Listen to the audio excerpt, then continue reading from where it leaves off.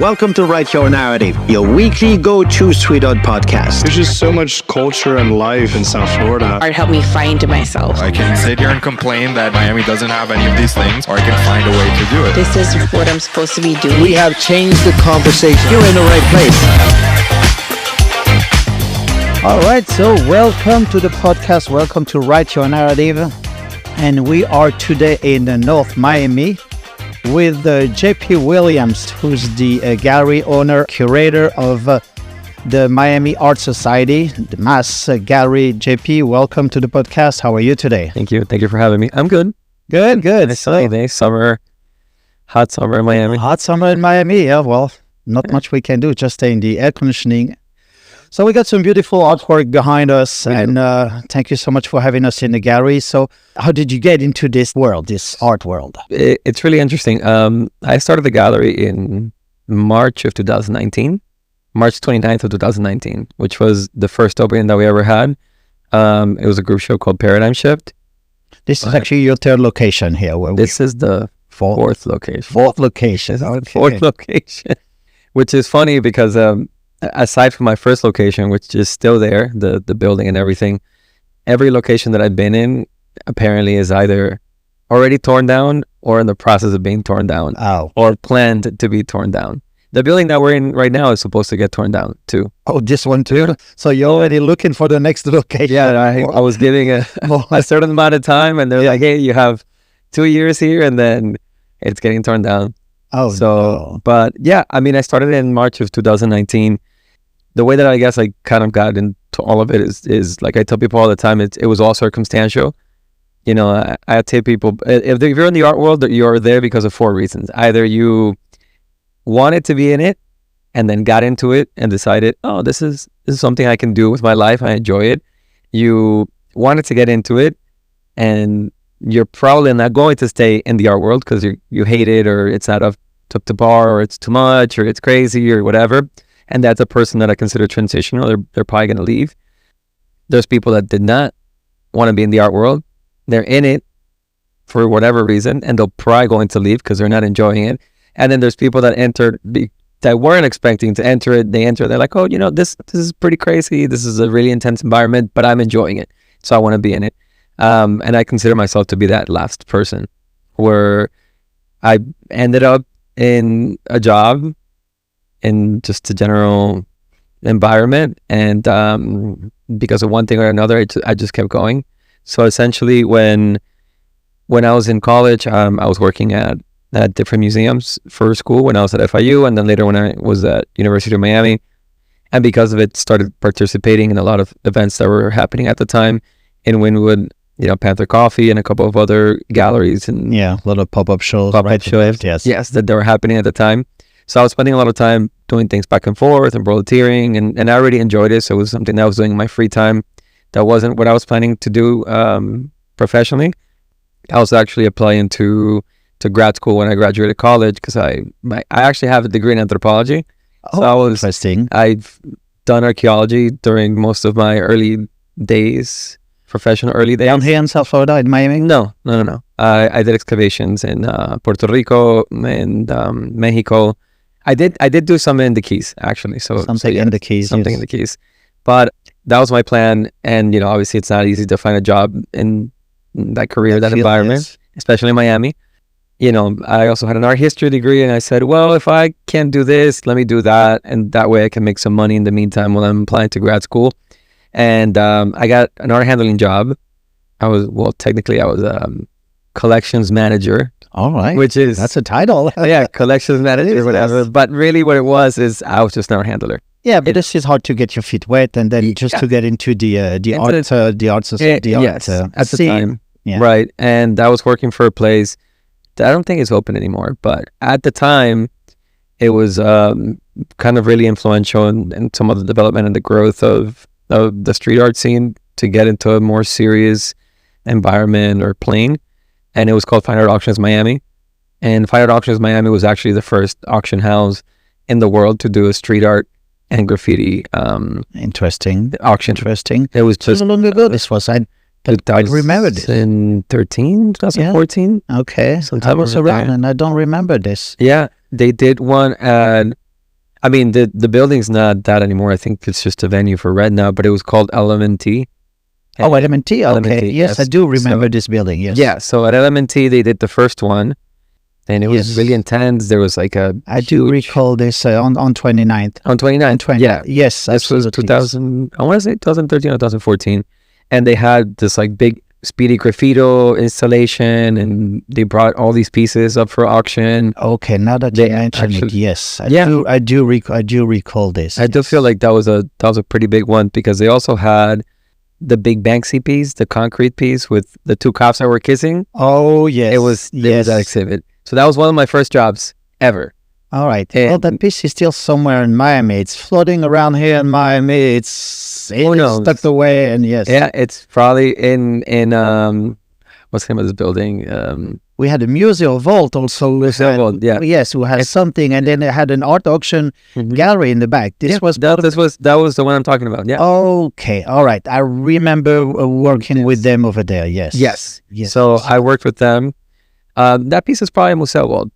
It's almost likely. I wouldn't be surprised. That building has massive storage units. Yes. Where people have these insane collections of pieces that you would think, oh my God, this has to be on display at all times.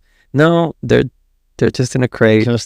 In Museo Vault for all time. What a shame. What a shame. Yeah. Well, so pretty much every year we see that piece coming back to the surface at Art Basel in some of the gallery. It's always like, okay, boom, you bump into it somebody gets curious. Which is really crazy to me that people are spending the money to move it, because it's a massive slab of concrete. It is. It's extremely heavy. I mean, we didn't even hang it. It was supposed to go up on the wall, and I've always seen it on the ground. Yeah.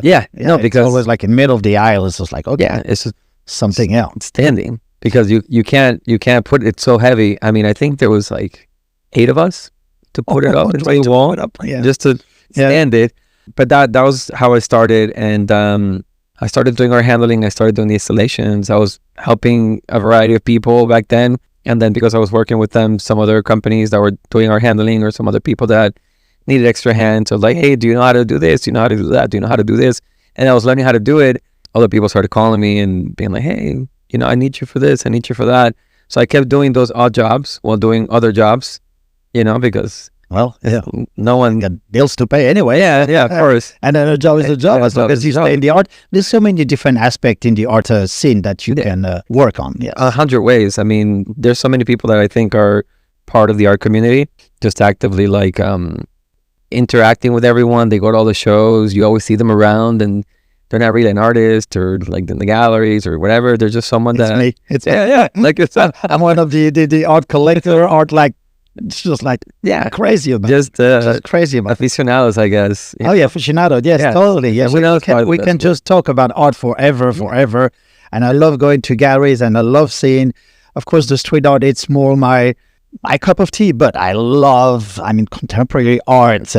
You always take a week off during Art Basel at the end of the year, of course, to go to the gallery, to go to the show, to see what's going on in the art community. But with your gallery, with the Miami Art Society, and this is named Miami Art Society, is because you are working 100% with the local, or most of your roster is with the local? I want to say 95%. Wow, that is pretty close. 95%. I make certain exceptions, and those exceptions, which are probably, the gallery works with close to 100 artists, between visual artists and, musicians, and also performance art, because we have had a lot of performance art works, residency shows.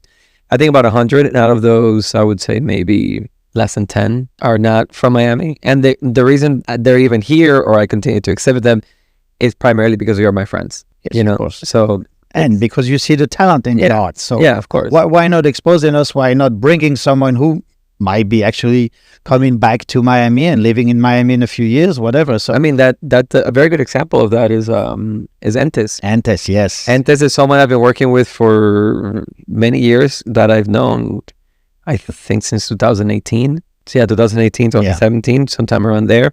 That I've just continuously seen all the time, and he proposed to exhibit with us, 2019, and he was showing with me for, I want to say, about 3 or 4 years before he moved here. Yeah. Now he lives here full time. So now he's here. Yeah, he's here. So if I say episode 3 or 4 of the podcast, his art is absolutely incredible. Amazing. Extremely talented. Extremely. And he's a really good one for me because I'm from Ecuador, and Ecuador has a really good history of this, what they call like, indigenous suffrage, sort of brutalism period where a lot of the contemporary artists from the 40s onwards, from the time of like... Yes, you mentioned that, yes. Diego Rivera moving forward, a lot of the art that you see in Peru and Ecuador looks like an earlier version of what Entes does, and that you would really want to focus on indigenous people, on their features, on their hands, on their labor. And so I really like Entes' work because it's like you have the street art and the graffiti, but at the same time you have this really interesting... the fine art. Yeah, fine art aspect. Definitely. We gotta call it fine art. Of course. And it's great that now he lives here. So now if anybody asks you, they're like, oh, Miami artist? Well, yes, he's in Miami. He's in Miami. He's part of the Miami family. Definitely. That's... and he's been painting in Wynwood for 10 years, Yeah, even a little more than that. Probably more. With the Pesimos at the time. Pesimo. Yeah. 2013 probably. They've come on for a long time. Yes, I think I've met them. I've been coming to Miami since 2011 to Wynwood. So, and I think they were already here in Wynwood at the time. It's very likely. Yeah. Oh, yeah. So yeah, we do exhibit 95% Miami, and essentially, going back to what you were asking me about the process of how the gallery got to this point, is, once I started working in the arts just continuously and doing anything full time. And, before you realize what's happening or how much time has happened, then you're like, oh, it's been 5 years. It's been 6 years, whatever. It's been, yeah.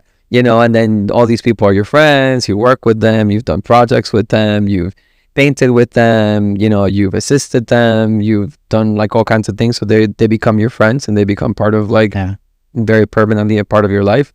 So in 2018, I was working for Goldman Global, so the people that own the walls, of course. So I was like a temporary part-time project manager there. So I was working with Troy and I was working with Chantel at that time to kind of do all their projects, do the installations, do all the management, and assist on murals and things like that. And so it was really interesting to me because you have the people that really started to change that neighborhood to what it is. Yes. They're getting all these massive projects and all these murals, these big companies that are coming in, offering them a lot of money to not only paint, murals here in Miami, but in other parts of the world. Oh, absolutely. All over the U.S., yes. Yes, all over the U.S. And at the same time, they had really major contracts. So what was really interesting to me, or was really strange to me, and I understand obviously the companies get presented with a deck of like, oh, here are the artists that you can choose from. But it was really interesting to me because they have in their deck, I think the amount of local artists that they actually put into the deck is less than 10. Yes. Maybe 4 or 5. And then their deck is like 60 artists deep, maybe more, maybe 100 at this point. So you send out this deck and then all the people that are here locally that could benefit from this, that you could be giving money into the local economy, that you could be giving money to a group of people that are doing things here for the city, that are representing it, and whose artwork should be predominantly what you see when you walk around or drive around the city. And that's not the case. At that time, I was kind of struggling with the job and how I felt about that, because I kept on proposing projects where I was like, hey, we could add these people to this, or this would look really cool, or maybe you could work with this person, or like this artwork would be really interesting, or this artwork or this artist is more relevant to the project or to the aesthetics or to the history of like the building, the city, et cetera, maybe they should be getting proposed to that, and you should be proposing it not on the basis of what it looks like, but on the basis of what it means. And that obviously wasn't the case. So I got very frustrated over time with that, and I was like, well, what if I just go and I just try to do it myself? Exactly. Exactly. And then here we are. It just turned into this thing where, I do have to admit I was very naive, because I thought it would be a lot easier than what it really is, and it's been extremely hard. You know? Well, it's just there's just so much work behind just being and opening a gallery. What is the whole process about curating a show, putting a show together? Of course, with all these years that you've been around the art community, you became friends. You became closer to the artists. You go to do some studio visits and see the art getting created at the time. So, as a gallerist representing the Miami art community, what is your thought process when you put a show together? That's actually really funny because I think it's a lot more complex and has a lot more steps than maybe most people realize. And not necessarily the putting it together, like the time when I put it together, like, I hung it, I don't know. There's a month of preparation and scheduling and everything. Yes. Hanging it takes me a couple hours. And to be honest, is my favorite part. It is? Yeah, I mean, because that's how I got here. Yeah. I've been an art handler for 13, 14 years. Wow. So I bumped into you at the Museum of Graffiti not too long ago. Yeah, doing exactly that. Of course, exactly that. Well, when you're professional, you're professional because you have an eye for those things. Yeah. So you just get really used to it. And there's a lot of work. You decide that, okay, that artist maybe right now because you saw some work in his studio I have enough painting or I have enough things to put a show together. I think it depends. I mean, solo shows work differently. When I'm thinking about a solo show, it's usually just the idea that either someone comes and proposes it to me, like, hey, this is the series I'm working on. This is something that I want to work on, and it's going to be ready in X amount of time, and I want to exhibit it. Are you interested? Et cetera, et cetera. At which point, we'll get into that conversation and we'll see, like, what can we do for the show? What are we installing? How's it going to look like? So for those shows, which I think are a little bit different, because it's like you're allowing someone to use your space and then you're both collaborating on making it look its best and then expressing the idea in a way that's easily understood and that appeals to people. In comparison, the group shows that I tend to do get a little bit more complex, and they do have a lot of installation aspects to it. And usually there is a more thorough sort of message curation process behind it. Yes. I think a really big part of it, I think the main part of all the curation is that you do have to consistently be going around and either looking at things or visiting people and going to the studio, spending time with them, looking at a sketchbook, having conversations, meetings, etc. Because you might not even know what you want until you see it. I could be having no thought about the show or something, or I don't know what's going to happen. And then one day, I walk into Hawks' studio, for example, and Hawks is working on a piece and I really like it. And I think it's really crazy and it's really weird. And I'm like, oh, I like that it has these lines or these colors, or I like the shape. It reminds me of this thing I saw at, let's say, Magnus, at Magnus's studio. And you know what, now that I think about it, someone who's working with that too, I don't know, Abstract has something I saw him painting when I went to help him the other day with something, and that looks like these things fit. Yeah. Right. And then sometimes you get a show like that. You get a show from like, oh, like there's a certain aesthetic, there's a look, there's this sort of united consciousness where people are working on something that matches. You can tell one story with different paintings. Yes, of course. And then there's things that you become aware of essentially because of over time knowing that certain paintings exist or certain people have done certain work and how those pieces correlate, and if they still exist in the sense that they're still available because sometimes something has sold. A really good example. That's the name of the game. You want to sell. Yeah, of course. At the end of the day, you want to sell. Of course. So sometimes like, damn, it's sold. But at the same time, you're like, yeah, no. Yes. Let's get stuff out of here. It's inventory. So that's it. That's it. It's got to go. Well, let's make room for something new, something fresh. Of course. Like, that was nice. It can go on now. And it makes people happy too, right? When you sell. Because, but essentially another form of how some of these ideas come to life, and a really good example of that I think is probably, if not my favorite, one of my favorite shows that I've ever done, which we did 2 years ago, and it was called Mentiroso Cupido, which basically means, Cupid, you're a liar. And that was my anti-Valentine's Day show. Interesting. And the way this one came about was a few months before I had broken up with someone, right? And I was like, okay, I'm just getting out there. And I was about to go back on a date for the first time since that had happened. I was at the gallery, everybody's working. I'm like, okay, guys, I got to go. I'm going to this date thing. And one of my artists, his name is Tuto, many years ago, I was dating someone else, and that person asked me, "Hey, I really like his work. Can we commission him to do a portrait of me?" And I was like, "Sure, of course." Interesting. I got it. Yeah. So I paid Tuto. She posed the thing. We got the painting. It's beautiful. I think it's one of his best paintings. And we broke up. We separated. She took the painting. I was like, "Okay, keep your painting.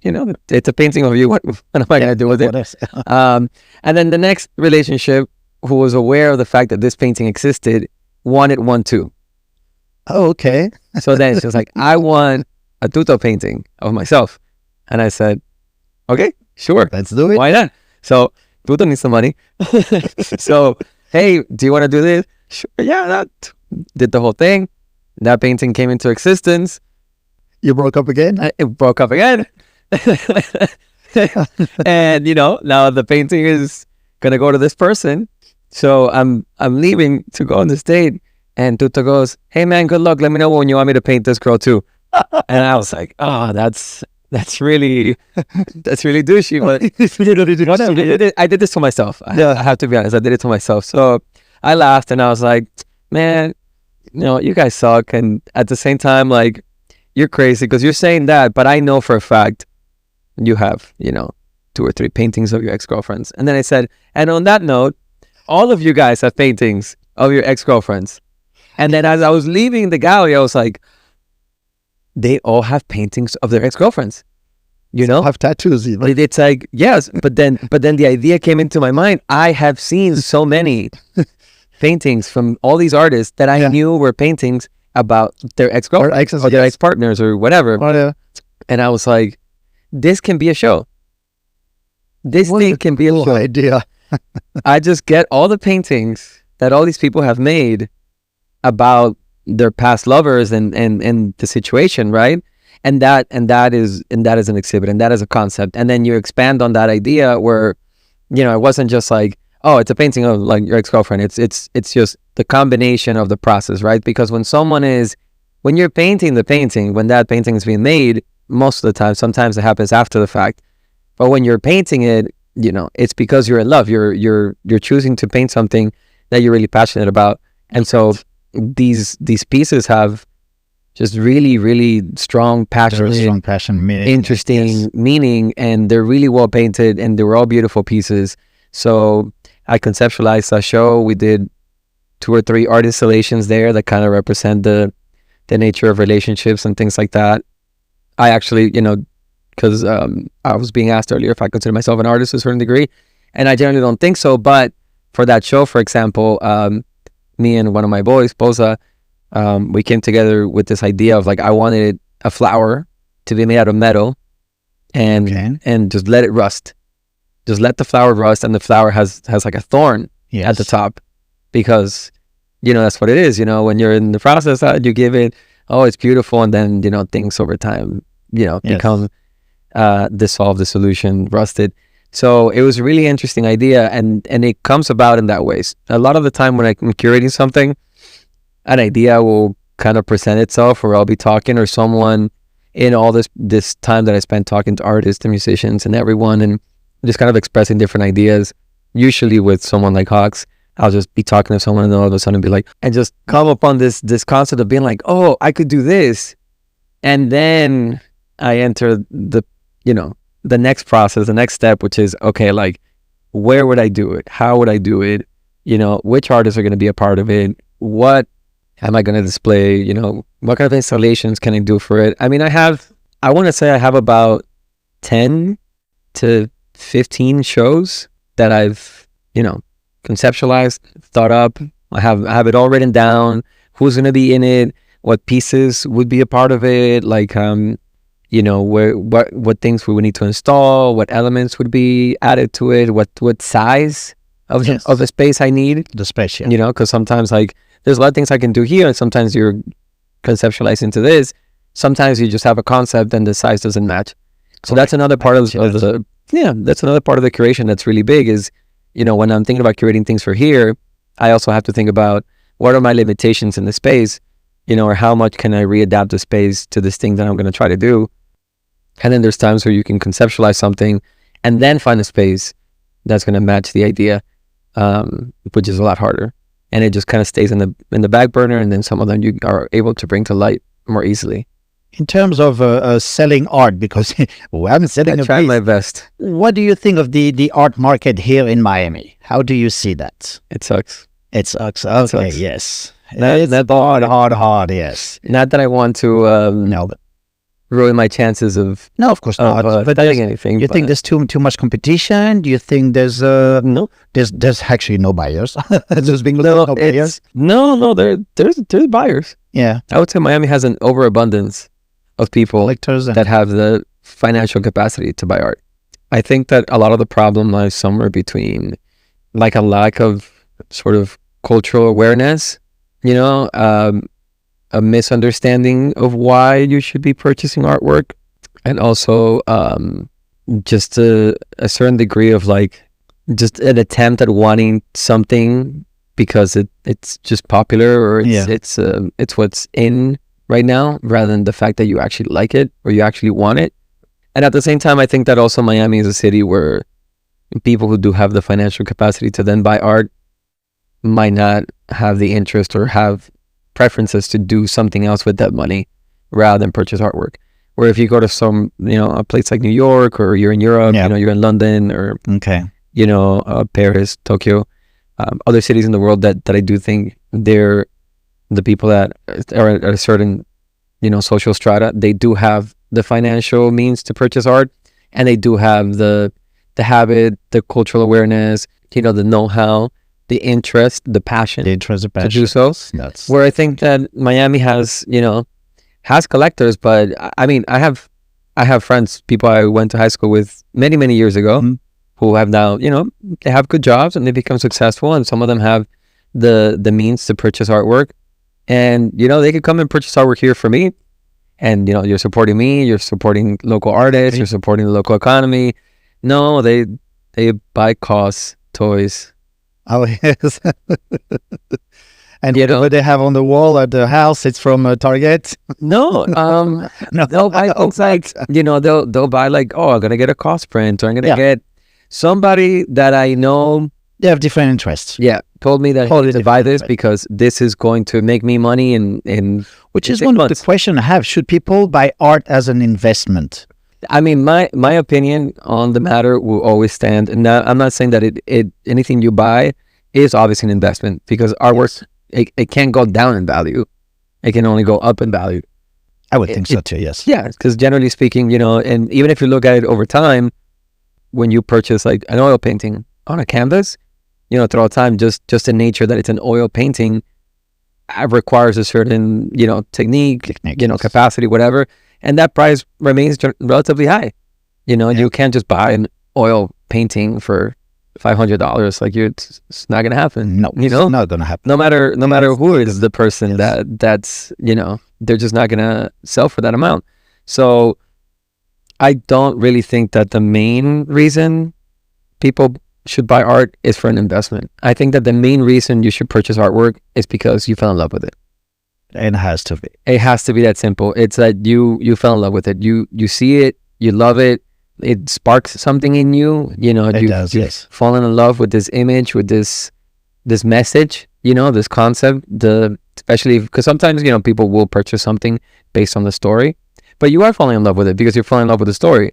Yes. And it's something that you want to live with.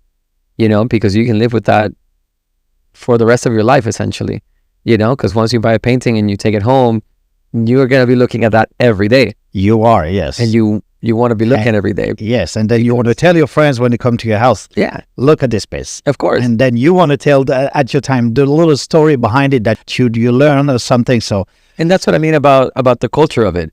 Because there is a culture of, there's people that want that, where that is something that does represent a certain degree of like intellectual and cultural like awareness and knowledge. It makes you a more interesting person, makes you a more well-rounded person. That the reason you're purchasing this, that you understand, the nuances of art, the nuances of creativity. And some people just don't really want to spend the time to learn and or to really ponder or exercise the idea of like, artwork, because of this, because of that, Yeah. I mean, people spend hours listening to podcasts, and it would be amazing if they spent hours listening to podcasts that instead of it being, Joe Rogan talking about whatever opinion about aliens or something, you can listen to podcasts where people are talking about art and what makes it interesting, what makes it something that people are so passionate about that they will spend this amount of money on it, and that's something that I think gets overlooked, that it's expensive, but also it's something that permanently gives you not only an investment, but it gives you, happiness, and it gives you a certain degree of right. It also represents a person of a certain degree of financial success. So the same way that people want to buy a Rolex, you can now buy a Rolex. You could flaunt the Rolex. Yeah. Okay, all right. Yeah, and the same way people do that, you should do. Many people do the same with the artwork. So yes, you have a Rolex, and that tends to be usually the problem with people in Miami. You would rather buy a Rolex than even a fake one. Even a fake one. Even a fake one. And most of the time they're fake. Most of the time a fake one. Welcome to Miami. Yeah, welcome to Miami. Then to purchase a piece of art for the amount of money that somebody spends on a Rolex, you could probably have that painting that's behind you, and you might even spend less on the painting than on the Rolex. And that's what really blows my mind. Because Miami has the people, has the buyers, has the money. They're there, but they just don't care. Or they're likelier to purchase from somewhere that they were told that this is cool or this is interesting. They're likelier to purchase pop art. Pop art is not that I have anything against pop art, relatively, but it tends to be, I hear you. I hear you. Yes. But it tends to be something that's more easily digestible. Yes, it's for the masses. Yeah, it's like, it looks cool. And it's cool. It's the colors are vibrant, and it goes really well with my couch. I just have to buy a yellow pillow to go with it. Exactly. That's it. And then here's a redefined imagery of Basquiat or Warhol, or where they're like, it's my hero. If you made a survey about just asking anybody in the world, just random people, who their favorite artist is, I would dare venture that over 90% of people would either answer Basquiat or Warhol. Yeah, we've just been fed this narrative. They might go to some older one. They may throw Picasso, Dali in the game. Yes, maybe. Yeah, but I wouldn't even go that far. You don't think so? I don't think so. I think people don't think so. Yeah, I think people will tell you that all kinds of things about Basquiat. They'll have some Basquiat shoes or some Basquiat backpack or something. Yeah. How about the Keith Haring shirt? That's what I'm wearing today. Keith Haring. I love Keith Haring. Yes. And he was in the same group of people. Keith Haring, Warhol, Basquiat, same group. Yeah. Hanging out, same time period. Probably were exhibiting the same galleries, if I'm not mistaken, but don't quote me on that. And then everybody knows the other two, but they won't necessarily mention Keith Haring off the top of their head, No. And at the same time, what's crazy to me is everybody says Warhol. You know how many people have actually ever looked at a Warhol in person? Almost nobody. Yeah, almost nobody, yes. They just know the name. They just know the name. Well, because they know Marilyn Monroe. This is the association they have. Yeah. All these famous people that he was painting. But his career goes way beyond all this. No, I mean, way beyond all this. The concept that he had and everything was different. There's amazing Andy Warhol pieces that have nothing to do with those series. Nothing at all. There's some really experimental ones. There's some he actually drew and painted. There's like a multi-layer one that he did. I hung a couple years ago for another gallery.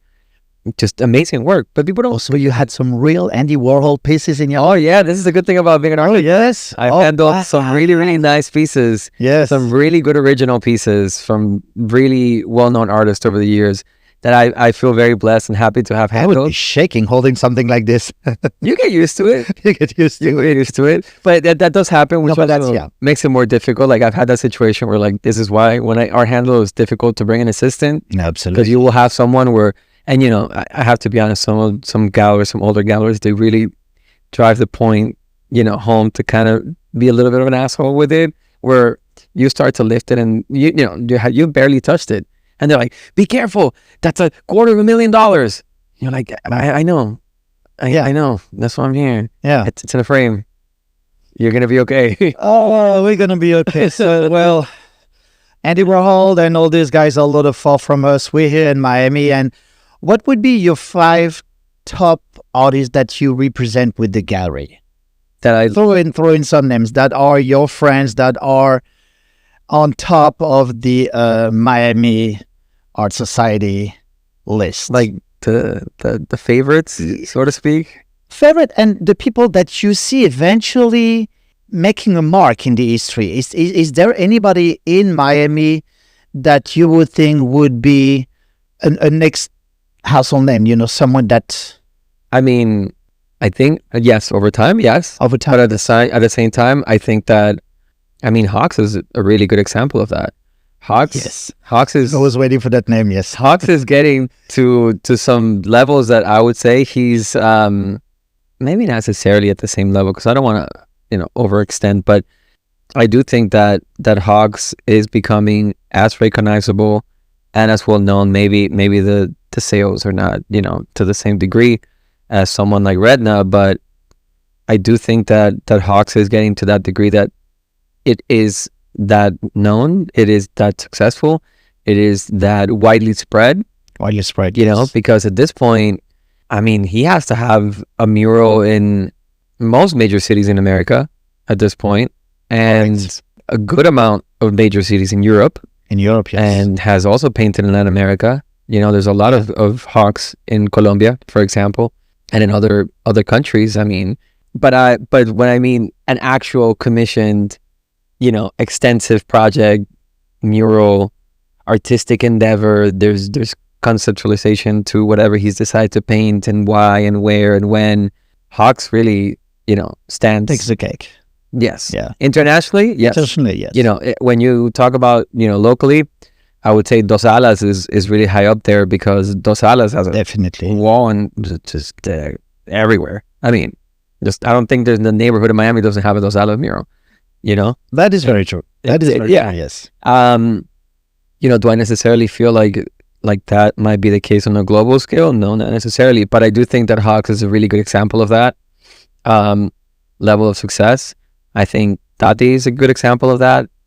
Yeah, Tati Suarez, awesome too, because she's amazing, and she's painted all over the place, and those murals do still stand the test of time. I mean, and she had a wall inside Wynwood Walls. And she has. Since you were talking about the artists, the local artists. Since I was there, Wynwood Walls, yes. Yep. And she had her pieces in display in there, and she's done a couple projects with them. Actually, one of my favorite Tati pieces ever is in the Wynwood Walls, like the Goldman Global office. Oh, okay. Yeah, so when you go to their office, the one that they have in Wynwood, yes, they have a massive, I think it's like 8 feet tall, 8 feet by 5 feet Tati piece. Mm-hmm.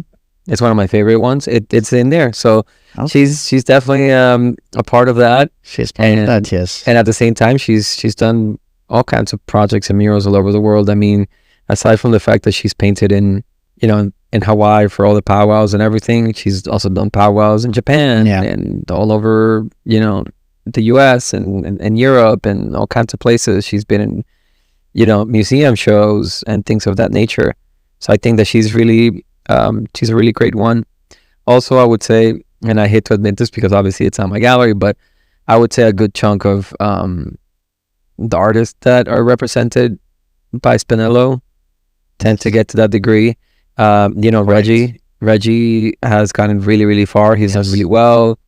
Frankie Cruz, because we forget, but Frankie's... I have to say, I'm not familiar with his work. Frankie? So... Maybe if I see the work, I would recognize it. Probably. Sorry to say. Yeah. So Frankie Cruz, he is one of those artists that I love to see these sort of stories and developments in Miami, who's been painting here for forever, who also used to do graffiti and murals and all kinds of crazy pieces, who does a lot of very crazy sort of psychedelic work and does some really, really, really impressive pieces at that time. He actually has a mural in the elementary school that's right outside of when you're leaving Wynwood, the elementary school where everybody painted, Mertz and Hawks and everyone. Yes. So in the back with Robert, yes, Rob's project, yes. Yes, with Rob Projects. in the back of that, there's a really massive Frankie piece. It's like a campesino that's in the back, and it's really great. He's really talented, but what really, I guess, pushed him to the next level is he started a project a couple years ago where he makes paintings with butterfly droppings. So when a butterfly exits like a cocoon, it like releases a liquid, and that liquid has pigmentation in it. So he started raising butterflies and has a grid and collecting, right. So puts his really big grid on top of like one of these watercolor paper, cold pressed 320 GSM papers, and then just lets it be, and organizes the butterflies with the cocoon so that when they exit, the pigmentation drops into the paper, and then the butterfly moves on, but the stain stays there, and it creates like a composition. How interesting. How and he's, if I'm not mistaken, and I don't remember this is necessarily true, but I'm pretty sure that he's already joined the collection, like the ICA and a couple of other institutions. He's on projects of the Locus projects. He's done all kinds of installations, all kinds of grants. So I think that that's a person that is reaching a certain degree of success as far as like that is concerned, because I think that there's different degrees of success. And obviously, and I'm glad that we put it up, is Rainier. No, I think Rainier's work is spectacular. Out of this world. Absolutely spectacular. Out of this world. I would dare say, and people can get mad at me if they want to, but I think it's very likely, if not 100%, pretty high up there. Yes. That Rainier has to be, if not the best, one of the best painters in Miami, possibly of our time. But watching Rainier paint is absolutely insane. And he's a beautiful person. Yes, he's a beautiful person. He's such a nice guy. Yeah. So just to wrap up everything, if you listen to this podcast, hopefully you're going to write down a few names. And if you want to invest in the art, in the local Miami artists, just contact these people. Just contact the gallery. Contact us. All these paintings that you're going to have on your walls, or even this is just one little painting, this is going to be like your prize and possession, something that's yours. For the rest of your life. For the rest of your life. Thank you so much, JP, for the work that you are doing with the Miami Art Society, with your gallery. Appreciate it. Have a great day, everyone. We'll see you all soon. Thank you. Thank you.